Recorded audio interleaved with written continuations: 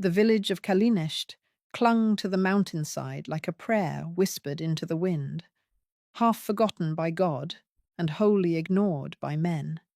Sister Margareta arrived there on the first day of autumn, when the leaves had begun their descent into crimson and gold, though she could not have known that the colours presaged blood and treasure in equal measure. She was 23 years old, with hair the colour of wheat fields under summer sun, kept modestly beneath her wimple. Her eyes were the pale blue of winter ice, filled with a devotion that burned steady and sure. The convent in Prague had sent her to this remote place because the village had no priest, no doctor, and precious little hope. What they had was poverty, superstition, and a terror of the night that made them bar their doors and windows the moment the sun touched the western peaks. "You should not have come here, sister," the village elder, a weathered woman named Doina, told her on that first evening. They sat in the small stone cottage that would serve as Margareta's dwelling, drinking bitter tea from chipped cups. "This is not a place for the innocent." Margareta smiled with the confidence of the faithful. "All places belong to God, grandmother. Where there is suffering, there must be comfort. Where there is darkness, we must bring light." Doina's wrinkled hands trembled slightly as she set down her cup. "There are some darknesses that swallow light whole, child. Some things that were old when your God was young." But Margareta did not believe in such things. She believed in prayer and service, in the healing power of kindness and the protection of the cross she wore against her breast. She had taken her vows at 19, surrendering all earthly desires to become the bride of Christ. Her heart belonged to the divine, or so she had believed with every fibre of her being. The first weeks passed in a rhythm of work and prayer. She tended to the sick with what meagre supplies she had, taught the children their letters by candlelight, and offered words of comfort to those who came seeking solace. The villagers were grateful but distant, their eyes always flickering to the mountains when dusk approached, their conversations falling silent at the mention of the old castle that crowned the highest peak. "No one goes there," a young mother told her when Margareta asked about the ruins. "Not for 300 years, not since the Black Prince made his throne in those halls." "A prince?" Margareta asked, her curiosity piqued. The woman crossed herself quickly. "Not a prince of men, sister. A prince of the damned. They say he still walks those halls, neither living nor dead, sustained by blood and darkness. They say he has made a kingdom of shadows, and that those who catch his attention are lost forever." Margareta wanted to dismiss such tales as folklore, the superstitions of simple people trying to explain the misfortunes of life in a harsh land. Yet she could not deny the fear. She saw in their eyes the way even the bravest men would not venture into the forests after dark, the strange absence of wolves or other predators near the village boundaries.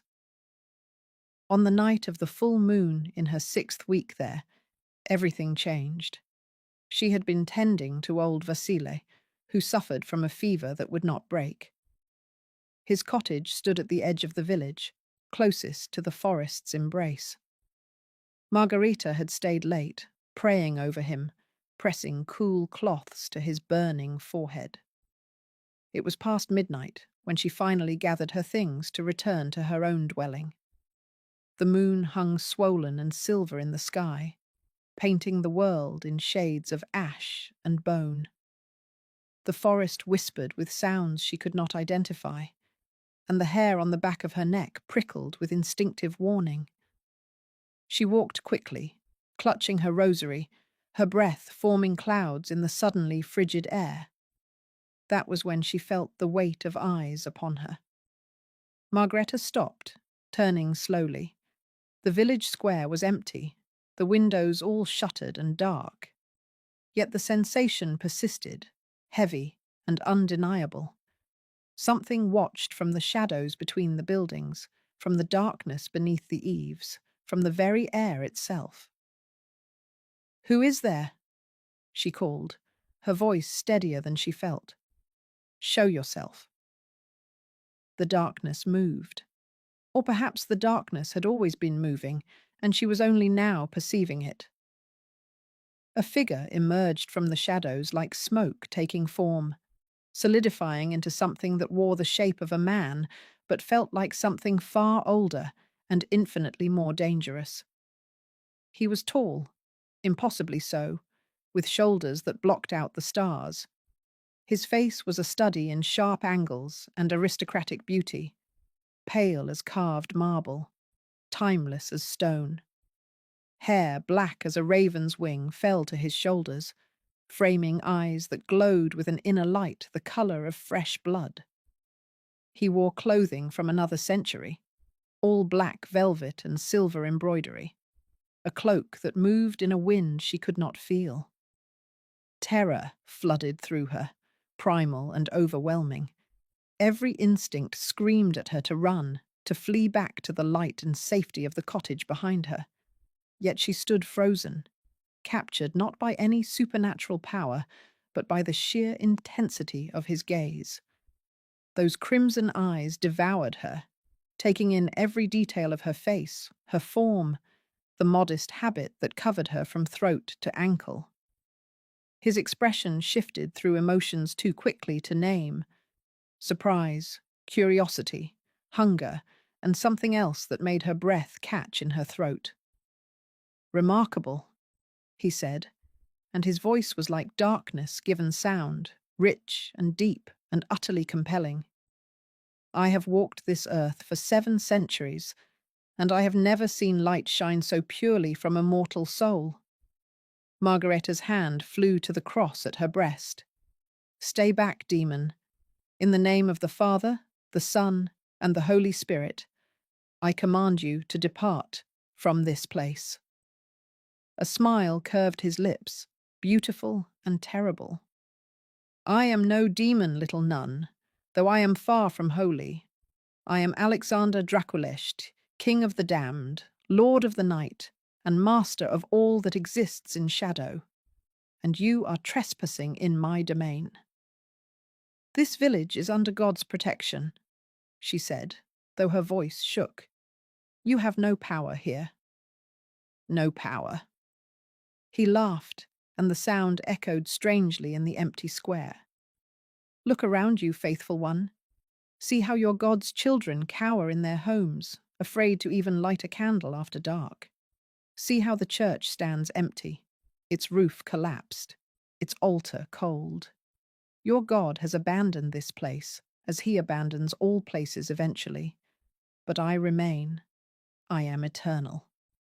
He moved closer, and though he seemed to simply walk, he crossed the distance between them in a heartbeat. Margarita stumbled back, her shoulders hitting the stone wall of a building. He loomed over her, not touching, but close enough that she could feel the unnatural cold radiating from his body. "Do you know what I am, Sister Margarita?" She startled at the sound of her name on his lips. "How do you know?" "I know everything that happens in my kingdom. Every breath, every heartbeat, every prayer whispered into the night. I have watched you these past weeks, this golden girl with her impossible faith, bringing succor to those who do not deserve it. I have wondered what manner of creature you are, to walk unafraid in the darkness, to smile in the face of despair." "I walk with God," she whispered. "I have nothing to fear." His hand rose, slowly, giving her time to flee, though they both knew she would not. Cold fingers touched her cheek, gentle as snowfall, burning like ice. "You should fear me, pure one. Do you know what I am?" "A vampire," she breathed. "A creature of nightmare. One of the damned." "Yes." His thumb traced the line of her jaw, and despite the cold, despite the wrongness of his touch, She felt something stir within her that she had never experienced before.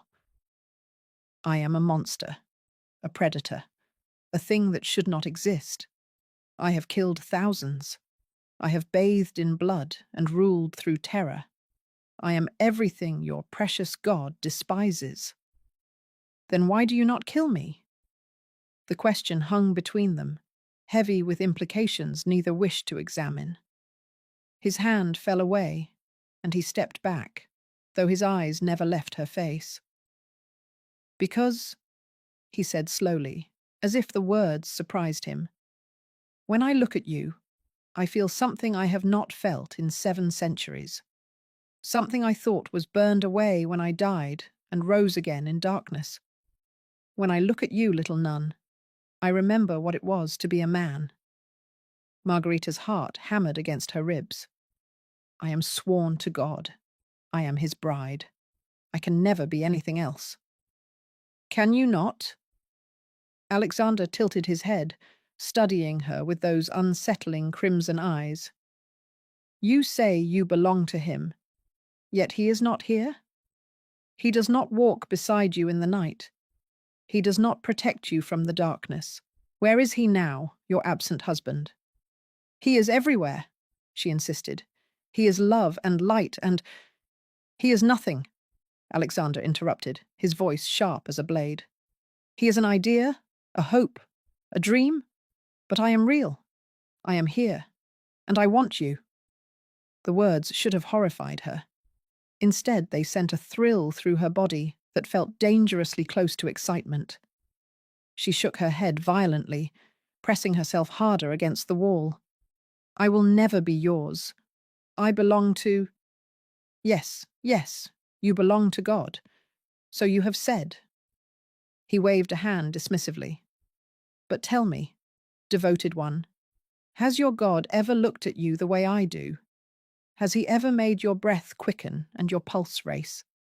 Has he ever made you feel alive in the way you feel right now, afraid and exhilarated in equal measure? That is not love, she said desperately. That is temptation. That is sin. Perhaps. He smiled again, and this time there was something genuinely warm in the expression, something almost human.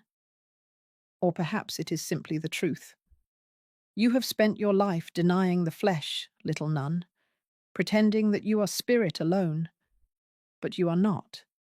You are blood and bone, desire and fear, light and shadow both. And I can show you such wonders in the darkness. No?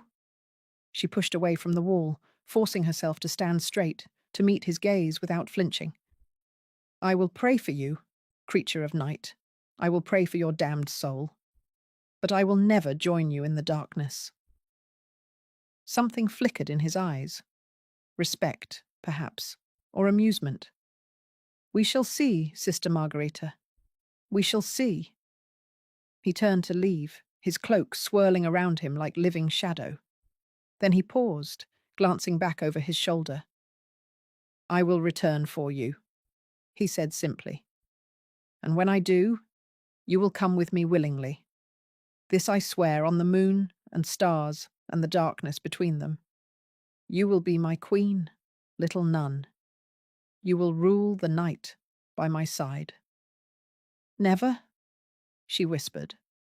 But he was already gone, dissolving into shadow and moonlight, leaving her alone in the empty square with her racing heart and her shaking hands, and the terrible, undeniable knowledge that some part of her had wanted him to stay. The days that followed were an agony of confusion and prayer. Margareta threw herself into her work with renewed fervour, as if she could scrub away the memory of his touch through sheer devotion to duty. She tended the sick, taught the children, led prayers in the ruins of the church. Yet no matter how hard she tried, she could not escape the memory of crimson eyes and cold fingers and a voice like darkness made manifest. The villagers sensed the change in her. Doina came to her cottage 3 nights after the encounter, her ancient face grave with concern. He has marked you, the old woman said without preamble. The Black Prince. I can see his shadow on you, sister. Margarita's hands trembled as she poured tea. I met him. He spoke to me, but I sent him away. I told him, I belong to God. And what did he say to that? He said— She swallowed hard, unable to meet Doina's eyes. He said he would return for me, that I would go with him willingly. Doina was silent for a long moment. When she finally spoke, her voice was heavy with sorrow. In all the long years of his reign, the Black Prince has never taken a bride. He has never shown interest in any mortal beyond their usefulness as prey. You should be honored, child, and you should be terrified. I am terrified, Margareta admitted, but not for the reason you think. I am terrified because when he touched me, when he looked at me, I felt something. Something I should not feel. Something that contradicts everything I have devoted my life to. The old woman reached across the table, taking Margarita's cold hands in her own gnarled ones. You are young, child. Younger than you know. You took your vows at an age when most girls are still discovering what it means to be a woman. You chose the veil without ever knowing what you were choosing to give up. I chose God, Margarita said firmly. I chose righteousness and purity and service. You chose safety, Duena corrected gently. You chose to hide from the world and all its dangers and temptations behind walls of stone and prayers of Latin. But the world has found you anyway, child. The darkness has found you, and you must decide what that means. Margareta pulled her hands away, standing abruptly. There is nothing to decide. I am sworn.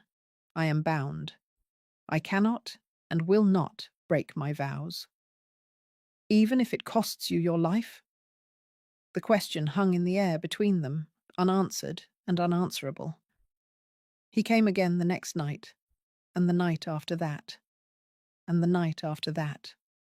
Always when she was alone, always when the moon rode high in the sky. He did not touch her again, did not make demands or threats. Instead, he simply talked. He told her of the world she had never seen, of cities that gleamed like jewels in the night, of arts and sciences beyond imagining. He told her of centuries past, of the fall of empires and the rise of nations, of wars and plagues, and the endless cycle of human ambition and failure. He spoke of philosophy and poetry, of music and mathematics, of all the knowledge he had accumulated in 700 years of existence. And despite herself, despite her vows and her prayers, and her desperate attempts to maintain her spiritual purity, Margareta found herself listening.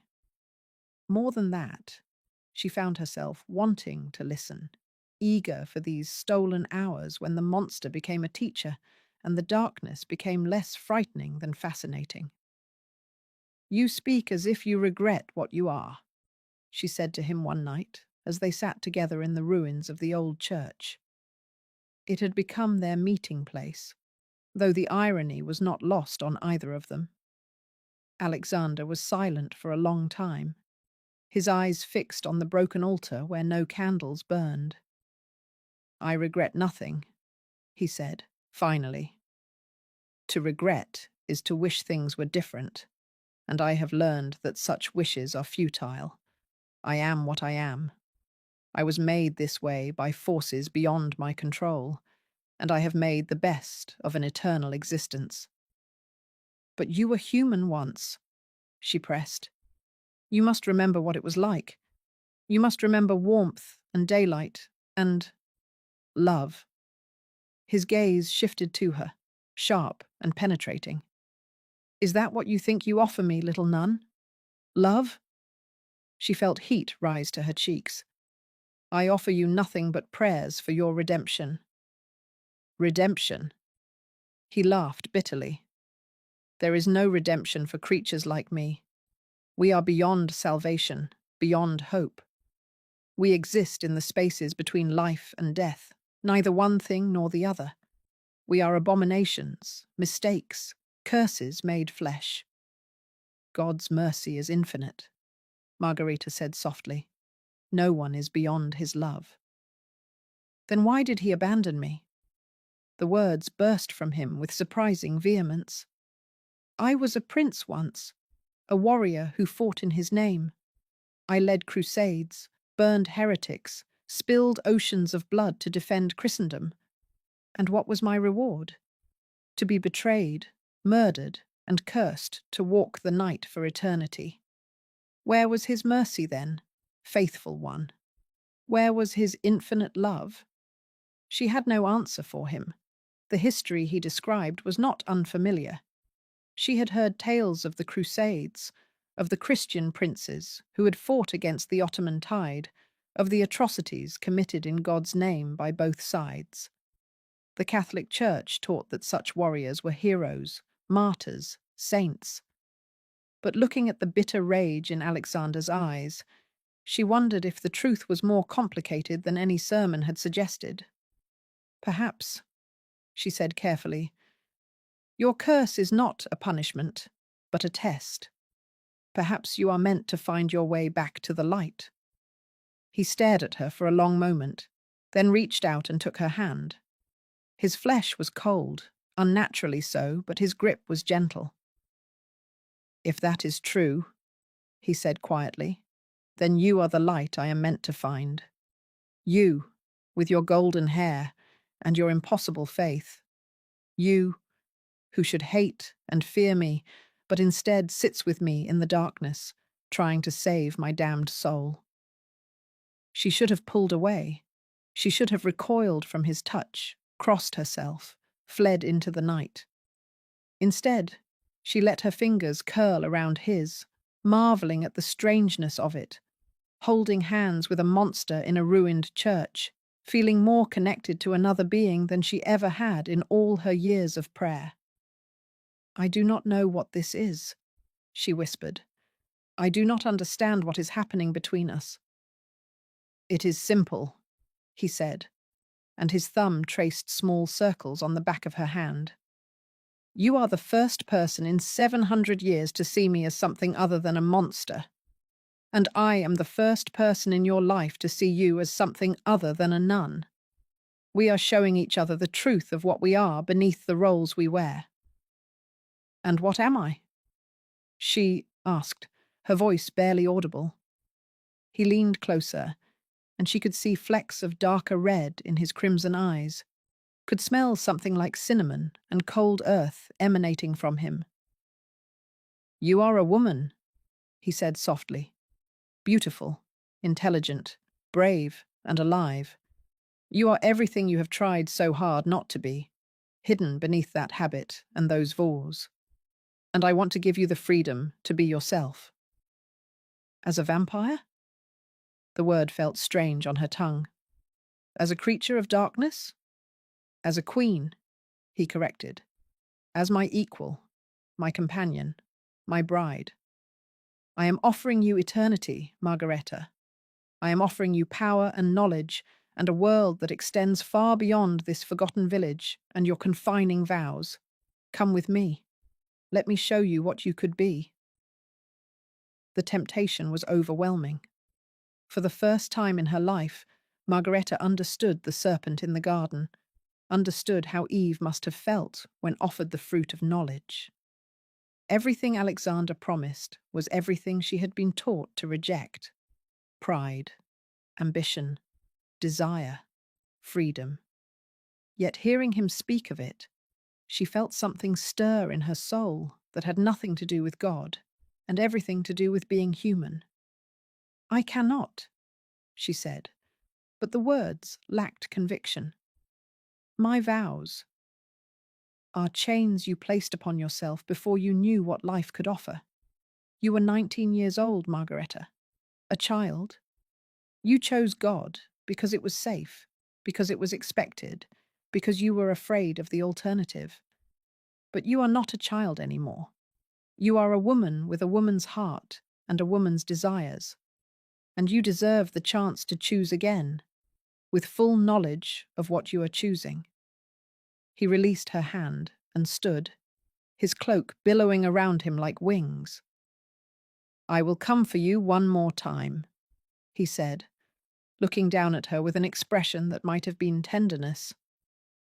1 week from tonight, when the moon is new and the darkness is complete, and you will make your choice then. You will come with me and become what you were meant to be, or you will refuse, and I will leave this place forever. But know this, my beautiful nun, if you refuse me, you will spend the rest of your mortal life wondering what might have been. You will pray and serve and grow old in the faith, and with every passing year, you will remember this moment and ask yourself if you made the right choice. He vanished then, leaving her alone in the ruins with her churning thoughts and her racing heart and the terrible knowledge that he was right. The week that followed was the longest of Margarita's life. She prayed until her knees bled, fasted until she could barely stand, threw herself into service with desperate intensity. She tried to recapture the certainty she had felt when she first took her vows, the pure devotion that had sustained her through 4 years of convent life. But it was gone. Or perhaps it had never truly existed at all. Perhaps she had been playing a role all along, pretending to be someone she thought she should be, rather than accepting who she actually was. The villagers could sense her turmoil. They whispered among themselves, giving her sidelong glances filled with pity and fear. Rowena came to her often, sitting with her in silence, offering what comfort she could. "What did you choose?" Margareta asked her one evening, as they sat together watching the sun set over the mountains. "When you were young, and the world was full of possibilities, what did you choose?" Rowena smiled sadly. "I chose safety, as most people do. I married a good man, bore children, worked the land, and grew old. It was not a bad life, child. But sometimes, when I wake in the night, I wonder about the paths I did not take.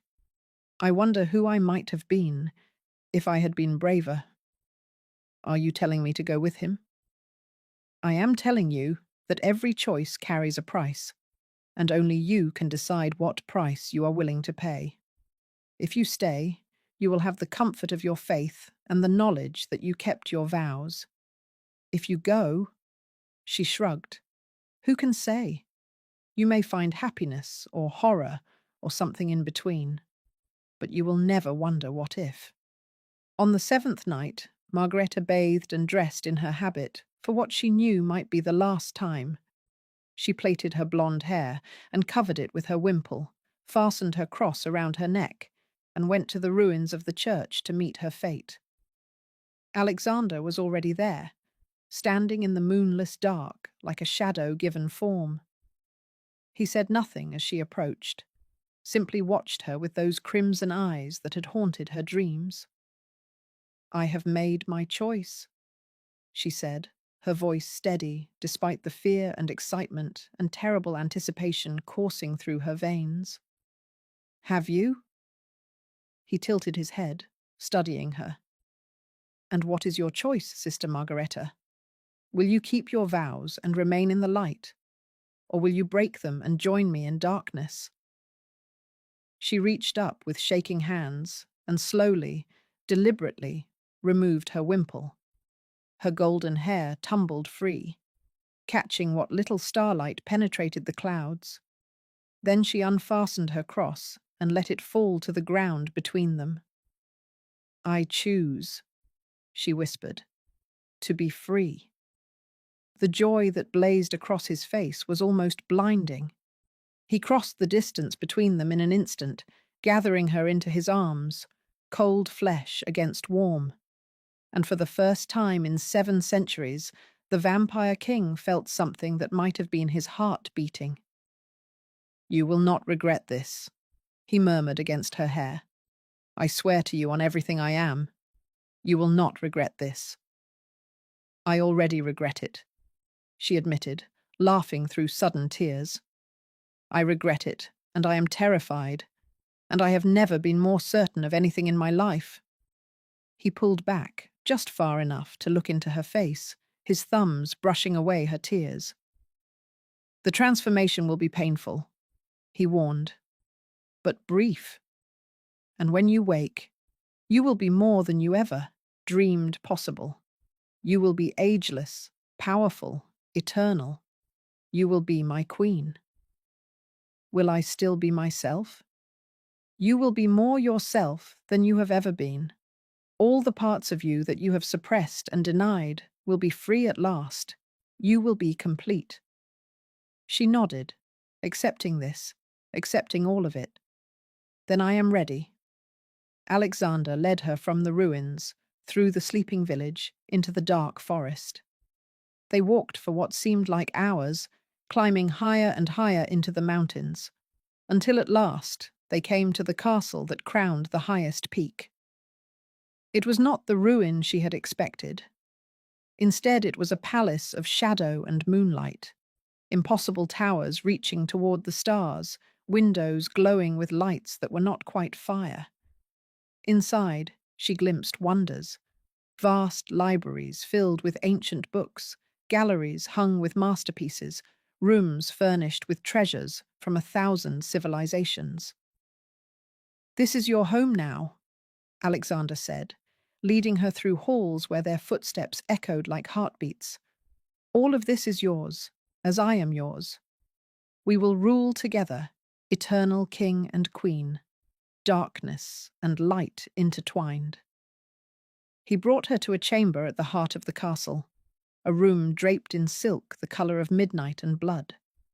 There he seated her upon a throne of carved bone and knelt before her, taking her hands in his. I need your consent, he said softly. One final time. Once I do this, there is no going back. You will be changed forever. You will be vampire, immortal, damned by your former faith. Are you certain this is what you want? Margareta looked down at him, this ancient creature kneeling at her feet, offering her eternity. She thought of the life she was leaving behind, the prayers and the poverty, the safety and the certainty. She thought of the life ahead, the danger and the power, the darkness and the freedom. I am certain, she said clearly. Make me yours, Alexander. Make me queen of the damned. He smiled then, fangs gleaming in the dim light, and pulled her down from the throne into his arms. His lips found her throat, and she felt the sharp pain of his teeth piercing her flesh, felt her blood flowing out and his darkness flowing in. The world spun around her, reality fragmenting into pieces of light and shadow. She saw her life as if from a great distance, the convent, her vows, the village, the church. She saw all the things she had been and all the things she had refused to be, and she felt them falling away, like old skin shed by a serpent, leaving her raw and new and fundamentally changed. When she woke, the world was different. Colours were sharper, sounds clearer, every sense heightened beyond anything human. She could hear the heartbeat of a mouse in the walls, smell the blood flowing through the veins of sleeping mortals miles away. And the hunger. Oh, the hunger was a living thing, a desperate ache that consumed her from within. But more than that, she felt power. It sang, through her veins, like electricity, crackling just beneath her skin. She felt strong enough to tear down mountains, fast enough to outrun the wind. She felt alive in a way she had never been when her heart still beat. Alexander stood before her, watching with something like reverence as she rose from the throne where she had died and been reborn. Welcome, my queen, he said softly. Welcome to eternity.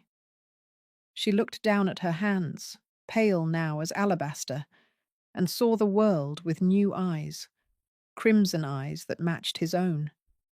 She had become the very thing she had been taught to fear and despise. She had become a monster, a predator, a creature of darkness, and she had never felt more free. "What now?" she asked, her voice different, richer, layered with power. Alexander held out his hand, and she took it without hesitation. "Now," he said, "we rule, together, as it was always meant to be." He led her to a window that looked out over the mountain kingdom, stretching endlessly below them. Villages dotted the landscape like scattered stars, thousands upon thousands of mortal lives flickering in the darkness. "They will fear you," he told her, standing behind her with his hands on her shoulders. "They will tell stories of the vampire queen with golden hair who rules the night beside the Black Prince. They will speak your name in whispers and make signs against evil when they see the moon rise. Does that trouble you?" Margareta thought about it, truly considered the question. A week ago it would have horrified her, but now, with immortal power flowing through her veins and eternity stretching before her, she found she did not care about mortal opinions. "Let them fear," she said quietly. "Let them whisper. I know the truth of what I am. I am no longer the girl who sought approval and acceptance. I am no longer bound by human limitations or divine expectations. I am free, and that is worth more than all the love in the world." Alexander turned her to face him, his crimson eyes searching hers. "Do you understand now?" he asked. "Do you see why I chose you? Tell me." "Because you were always one of us, little nun, even when you knelt in prayer, even when you wore your habit and your cross. You were never truly theirs. There was always something in you that yearned for more, something that could not be satisfied by faith and service alone. I saw it the moment I laid eyes on you, that spark of wildness, of hunger, of ambition. You were wearing the wrong life, and I simply showed you where you truly belonged." She wanted to argue, to insist that she had been faithful and true. But she knew he was right. Some part of her had always questioned, always wondered, always felt constrained by the life she had chosen at 19. She had been playing a role, and now, at last, she was free to be herself. "What happens to them?" she asked, gesturing toward the distant villages. "The people I was helping. Will you harm them?" "That depends," Alexander said carefully. "They are our subjects now, our responsibility as much as our sustenance. We can rule with cruelty or with mercy. We can be tyrants or guardians. The choice is ours." Margareta considered this, feeling the weight of immortal power and immortal responsibility settling over her shoulders like a crown. "Then we rule with mercy," she decided. "We take what we need to survive, but we protect them as well. We become the darkness that shields them from greater evils, the monsters that keep worse monsters at bay." Alexander laughed, genuine delight in the sound. "This is why you will be a magnificent queen," he said. "You have not forgotten your humanity even as you have transcended it. You remember what it is to be weak, to be afraid, to need protection. And so you will give it to those who cannot protect themselves. Is that not what rulers are meant to do?" "In theory," he agreed. "But few remember it in practice. Power corrupts, especially immortal power. But perhaps together we can be different. Perhaps we can create something new, a kingdom of darkness that is not synonymous with evil." They stood together at the window as the night deepened around them, vampire king and vampire queen, darkness and light intertwined. Below them, the world slept, unaware that the balance of power had shifted, that a new reign had begun. In the village of Quolinesht, Doina woke from troubled dreams and looked toward the mountain castle. She could not see it from her cottage window, but she felt the change in the air, the subtle shift in the eternal dance between light and dark. "Be happy, child," she whispered into the night. "Whatever you have chosen, be happy." And in the castle on the mountain, the vampire queen heard those words carried on the wind and smiled.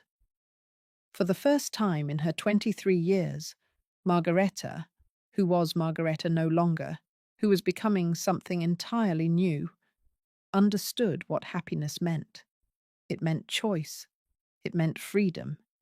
It meant standing beside someone who saw her not as she should be, but as she truly was. It meant power and danger and darkness, yes, but also companionship and understanding and a love that transcended mortality itself. She had been a nun, sworn to serve God in purity and devotion. Now she was a queen, sworn to rule the darkness with wisdom and mercy. She had exchanged one set of vows for another, one kind of eternal commitment for another. And standing there in the vampire king's arms, watching the moon rise over their shadowed kingdom, she knew she had made the right choice. The village would tell stories of her for generations to come. They would speak of Sister Margareta, the pure blonde nun who caught the vampire king's eye and became his dark queen. Some would say she was corrupted, lost to evil. Others would say she saved the kingdom, bringing mercy to darkness.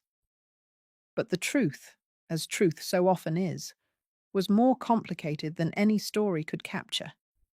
She was not corrupted but transformed, not lost but found. She had not chosen evil, but had instead chosen to transcend the simple binary of good and evil, light and dark, heaven and hell. She had chosen to be fully, completely, unapologetically herself. And in the end, was that not what love was meant to do? Not to save or redeem or perfect, but to free, to allow each person to be exactly who they were meant to be, without judgment or limitation? Alexander's arms tightened around her as if he had heard her thoughts. Perhaps he had. Perhaps that was another gift of their shared immortality, the ability to know each other completely, to exist in perfect understanding. "No regrets?" he asked softly, his lips against her hair. She smiled into the darkness, feeling the hunger stirring within her, feeling the night calling her name. "No regrets," she confirmed. "Only eternity." And as the vampire king and his newly made queen prepared to venture out into their kingdom, to begin the long work of building something new from the darkness, the stars wheeled overhead in their ancient patterns, and the world turned as it had always turned, indifferent to the small dramas of mortals and immortals alike. But in one small corner of that vast universe, in a castle perched between earth and sky, two souls had found each other against all odds and all expectations. And that, perhaps, was miracle enough.